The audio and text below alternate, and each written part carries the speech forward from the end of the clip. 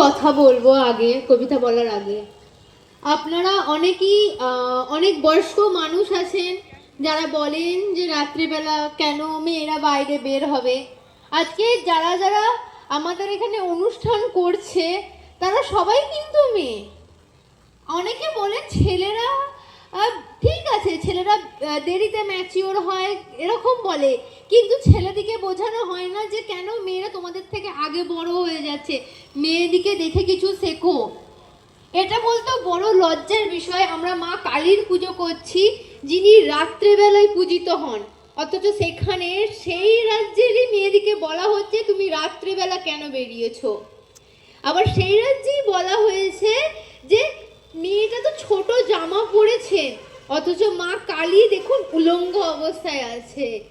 কি বলবেন এই রাজ্যকে? আপনাদের নজর ঠিক করুন, আপনাদের মানসিকতা আলাদা করুন, চেঞ্জ করুন। আপনারা সমস্ত পুরনো দিনের মানুষরা বলেন না তুই বাইরে যাস না, ওই ছেলেটা খারাপ, ওরা খারাপ। আপনারা বলতে পারছেন না আপনার বাড়ির ছেলেকে যে তুই রাত্রিবেলা বেরোস না, তোর জন্য ওই মেয়েটা বেরোতে পারবে না? কেন বলতে পারেন না? আজকে একটা মেয়ে বাইরে গেলে তার বাবা মা যথেষ্ট ভয়েতে থাকে যে আমার মেয়েটা ঠিক করে আসতে পারবে তো, আমার মেয়েটা ঠিক গেছে তো।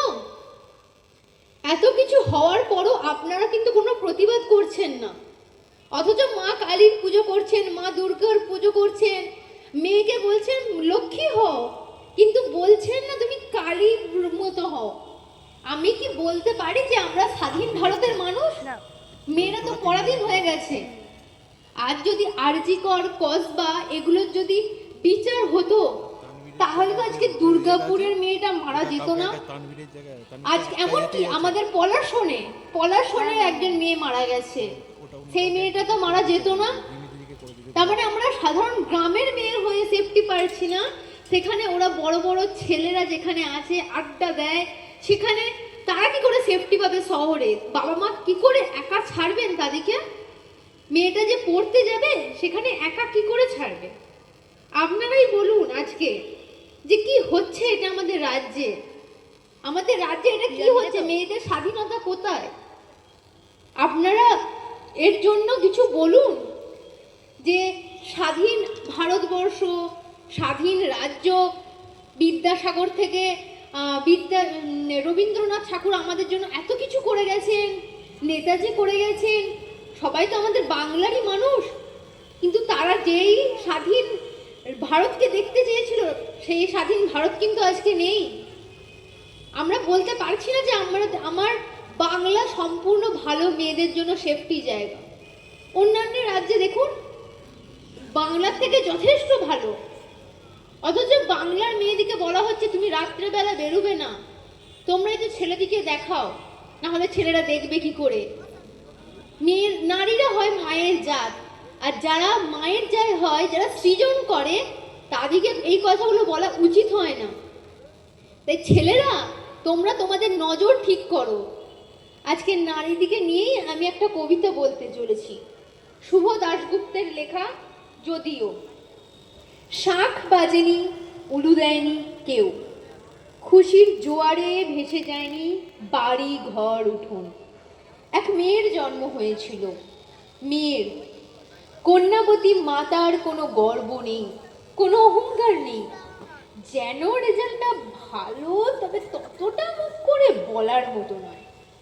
ছেলে জন্মালে যেটা হতে পারতো অনায়াসেই, তাই শাঁখ বাজেনি, উলু দেয়নি কেউ, আহ্লাদে আটখানা হয়ে পড়েনি কোনো নিকট জন। এক মেয়ের জন্ম হয়েছিল, মেয়ের। মেয়ে মানেই দুশ্চিন্তার বোঝা, বাবার কপালে ভাঁজ, মায়ের চোখে সদা সর্বদা আতঙ্ক, পড়শির কুনজর, বন্ধু বান্ধবের মাঝখানে নানা দোলাচল। মেয়ে মানে খরচ, কেবল খরচ, আয় নেই। তাই যখন এক মেয়ের জন্ম হলো, হইচই হলো না একটুও। মেয়েদের অন্নপ্রাশন হয় না, হতে নেই, ওটা ছেলেদেরই হয়। ছেলেরা মামার কোলে বসে পঞ্চব্যঞ্জন সামনে রেখে শুরু করে পৃথিবীর প্রাচীনতম যজ্ঞ, আহার। মেয়েরা তো উচ্ছিষ্টে বাঁচে, স্বামীর উচ্ছিষ্ট, পুত্রকন্যার উচ্ছিষ্ট, সবার খাওয়া শেষ হলে মেয়েরা খেতে বসে একা একা, নিজেকেই বেল নিতে হয়। কেউ বলে না এক টুকরো মাছ দেবো, একটু ভাত, না। মেয়েদের পায়ে পায়ে খরচ, বিয়ে দাও খরচ, বিয়ে হলে সন্তান আসবে খরচ, সন্তানকে বড় করতে হবে তার খরচ।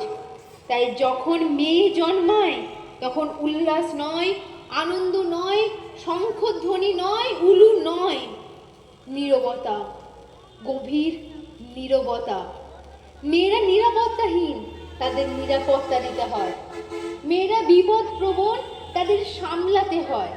মেয়েরা ঘাবড়ে যায়, কেঁদে ফেলে, ঝগড়া করে, ঈর্ষা করে।